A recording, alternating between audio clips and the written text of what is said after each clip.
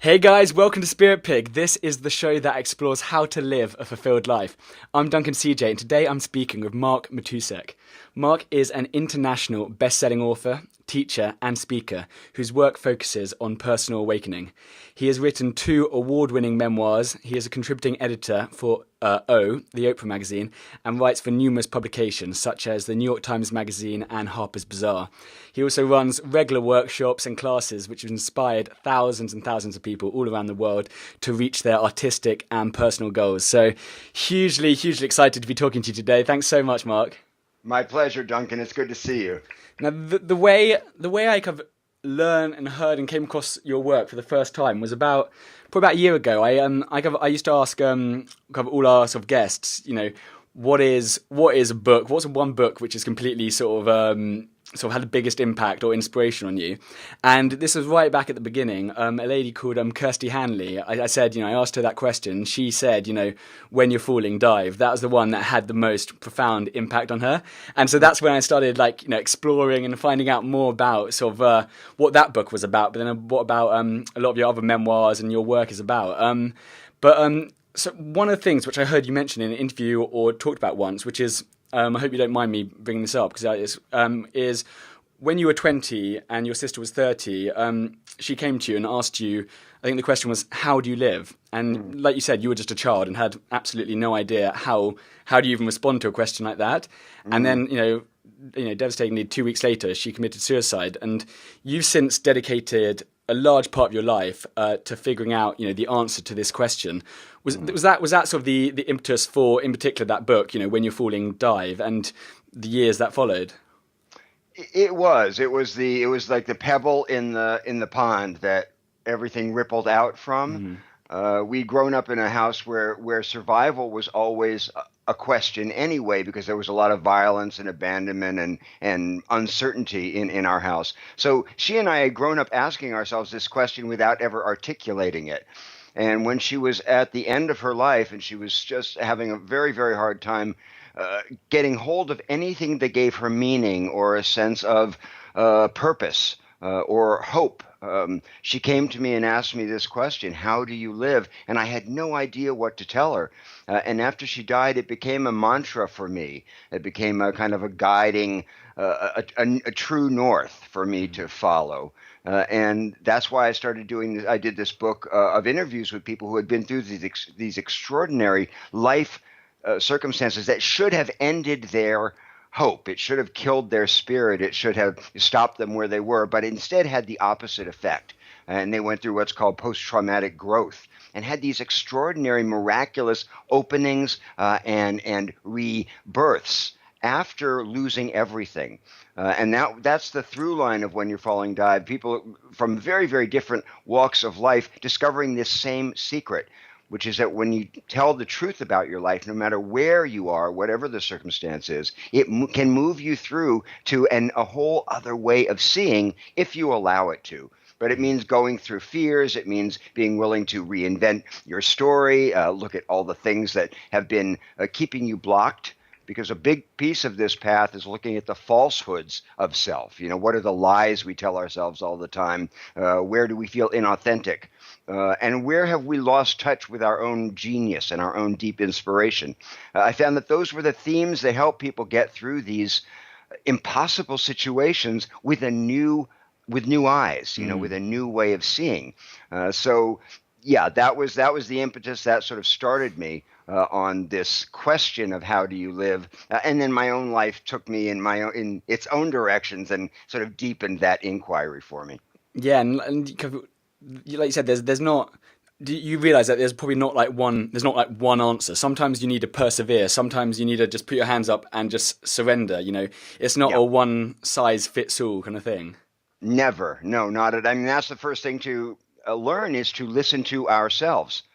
And to separate and differentiate between what's true for us and all of these messages and these conditioning that's coming to us, from the world, especially when you're going through a crisis, because other people's fear can become a big obstacle.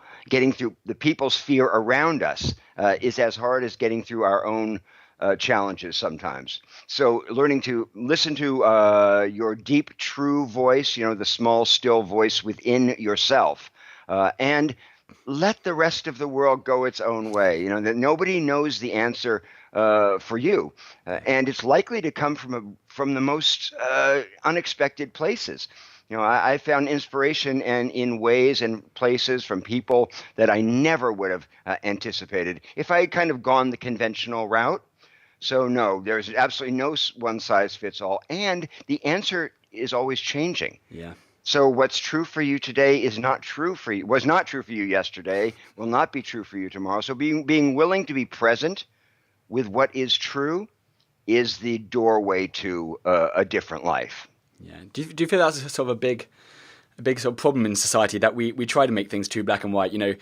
How to get over heartbreak in 5 easy steps, or like 7 secrets to a happy marriage, or do you know what I mean? When we try and box it in black and white, this is like the formula to take, and it applies to everyone. We simplify it too much.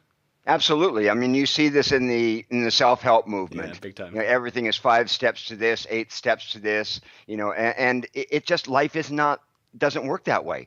First of all, it doesn't happen in steps. And second of all, it's not really merchandisable. I mean, happiness isn't merchandise. And the self-help movement, the spiritual movement, the conscious movement often tries to monetize happiness and monetize well-being. And of course, the way you do that is by telling people that there are 5 easy steps. And then they turn around, they've done the 5th step, and they don't feel any different, or they certainly don't feel, they don't feel like they've gotten the promise of whatever that thing is that they're trying to sell.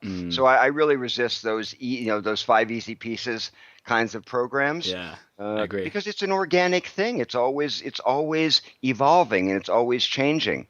So to imagine that there are these easy steps on the path, it's absurd, and it's misleading. And a lot of people can start to feel like they're failing because they're not getting it.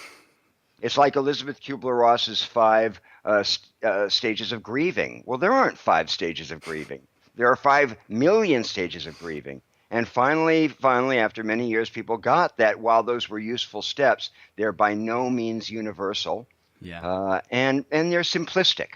They're not really authentically true for everyone. So it's fine to use this stuff as general principles or as guidelines, but not to get hung up on what someone else tells you is the format for happiness. It's just ridiculous. Yeah, no, I totally agree. And one thing that's interesting, I mean, I guess this is intuitive. You kind of realize this, but actually, basically, even if people are desperately unhappy, or they have to be often forced, kicking and screaming, to give up their ordinary life. So a lot of us would rather hold on to, I think it was described as like sort of the hell that they know, rather than making that change. Isn't that right?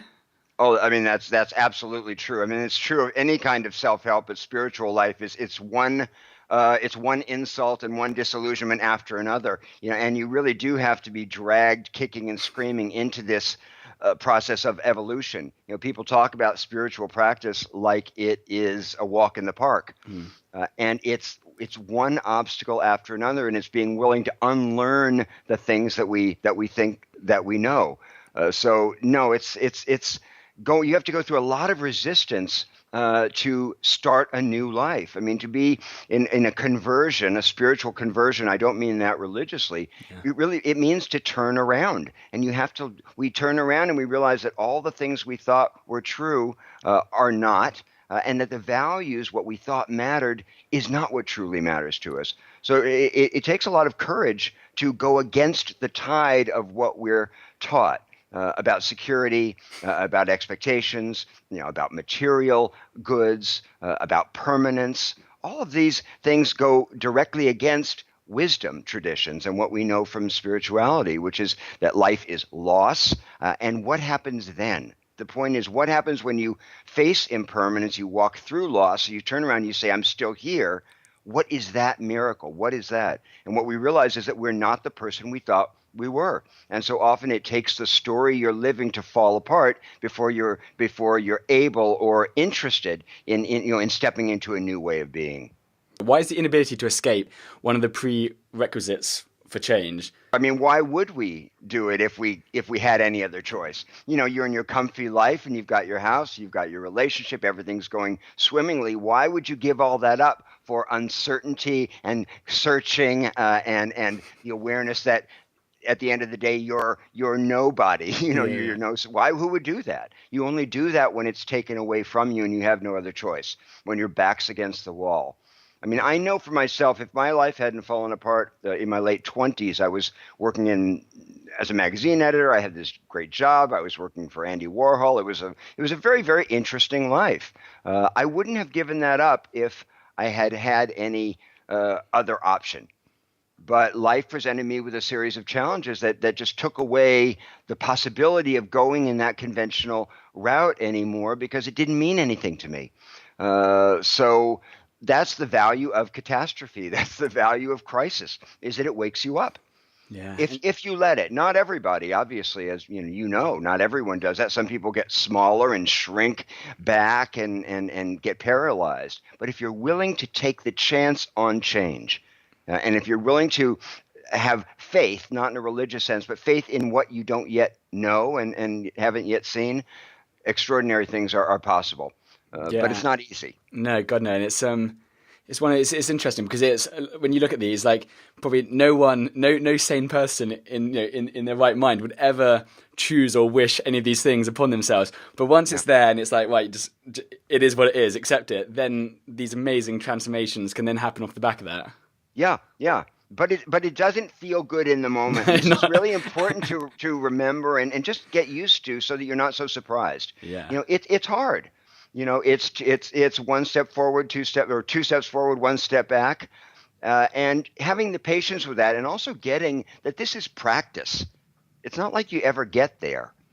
It's practice. It's all moving in a direction of awakening, and understanding that we're human, we're imperfect, we have clay feet, we have all kinds of conditioning that continues to run in the brain as we wake up, but it's not a complete process. It's not a black or white process, and that's why those five easy steps don't work, because there's this implication that you're going to arrive in this other place where none of this stuff matters anymore. Well, it's just not so. You know, I've worked with I've met a lot of spiritual teachers, really great masters, and they are all neurotic. They all have their issues, every single one of them. And what a relief to know that. So it really takes this perfectionist, idealist idea of spiritual life off the table, and you get that we're just all in this together. It's quite a reassuring thought. Yeah, it's true. It's true. We hold these people up on pedestals thinking like, oh my shit, they've got their life together. It's like, I can't, who was it? I'm going to completely mash up this quote, but it was somebody once said, like, I don't know, it was something like, if we were all in a circle and everyone threw their problems in front of them, and you suddenly saw everyone's like insecurities and and problems right in front of them, then everyone would grab their problems and hold them back, as opposed to we're always thinking, oh, everyone else has got their shit together, and actually, everyone is. And I really find that a big relief. And there's also we can connect with each other then. You know, if you think that there are people on this other level that are beyond your abilities and are living in this realm of perfection, it's very isolating, and it's very hard to connect. When you get that everyone is human, everyone's dealing with suffering, we're all looking at the same issues all the time. To me, that's a very comforting, connective, spiritual feeling. Yeah. You know, spirituality is about opening. It's not about shutting down. And the only way to open is by being transparent with ourselves, telling the truth about ourselves, and also getting that nobody else is walking some sainted path. They're all falling down. Yeah. I just, when you were saying that, it made me think about just something that one of my friends said about like just over a year and a bit ago, my girlfriend and I broke up, and I was absolutely gutted, I was devastated, like didn't know what to do. I was like, just completely like, world falling apart. And then one of my friends, Izzy, just said, when you're walking down the street, you just see everyone, and you just look at each person and realize actually, like, nearly everyone has gone through that agony, that heartbreak, that whatever, and they're just walking down the street, they're back, they're fine, so all that kind of, you bounce back kind of thing. And it was kind of a reassuring thought, kind of thinking, woe is me. You can think, you're the only one who's ever felt this. No, everyone's gone through this, pain. Everyone's gone through, and it might not be that, but some sort of pain or hurt or something. And realizing that you're all kind of in it together in some way, it was like, yeah, actually, that made you feel a bit better in that time. Yeah, no, it does make you feel better, because one of the things about grief and fear and depression and crisis is that it's isolating. And you can start to feel like you're the only one, like you said, or that you have it worse than other people. But just look at the world. Take one good, hard look at the world, and there's no room for self-pity. Absolutely not. And the other thing is to realize, as I have over the years, when you go through enough things, you learn to be grateful just to be having the experience. When you realize that simply to be alive is a miraculous occurrence. That all of the things that have to go right for us to be having this conversation right now is so astounding that it makes you grateful for the experience alone, even when it's hard. And gratitude is the antidote to self-pity. You can't be grateful and feel sorry for yourself at the same time. Yeah. And it's not necessarily gratitude for any particular thing. It's just gratitude for being. And acknowledging that this life is a gift, even when it hurts. Yeah, absolutely. Yeah. For anyone who's not familiar, who is John Dugdale? John Dugdale's an amazing man. He is a guy who was a photographer, a pretty successful photographer, who contracted AIDS in the 80s, and he lost his sight to CMV retinitis, and he didn't know what he was ready to kill himself. What his life had no meaning because he's truly an artist, until he realized that he wanted to become the world's first blind photographer, because he still had like 2 or 3% of his vision. So he figured out a way of taking pictures using an assistant and using a large format camera, and he started taking the most extraordinary images of his career. And he went from being a mid-level commercial photographer to being a world-class artist, because he used his limitation to deepen his work. And what John said to me, I'll never forget, he said, vision and sight are not the same thing. And that's extraordinary to me. So your vision, your sight can be taken away, or your hearing or your mobility or whatever it is, but your vision can't be. No one can take your vision away. So if we cultivate that inner connection to beauty, what matters to us, and maintain some kind of vision, we can lose everything else, and that will still be strong. John's been one of the most inspiring people I've ever met, really. I love it. Yeah, it's amazing. One of the ways that we all limit ourselves is by telling ourselves, like, I'm the kind of person who does this, or I'm the kind of person who does that. Why does that hold us back so much? Well, it's the primary inhibitor to telling the truth, because the stories that we're living is not who we are. I mean, this is what I teach in my writing work, is that when you question the story, and when you tell the truth, the story changes. And when the story changes, your life is transformed.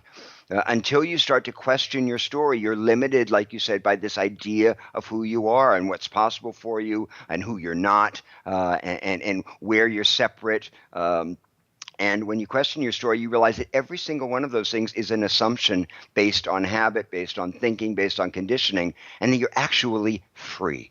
And the realization that we are actually free in every moment to see anew and to discover ourselves and the world in fresh, new ways. When you get that, there's no holding you back, because you're not living a fiction. You're not living an idea of who you are. You're actually living your life in the moment, and telling the truth. So really, telling the truth is the path.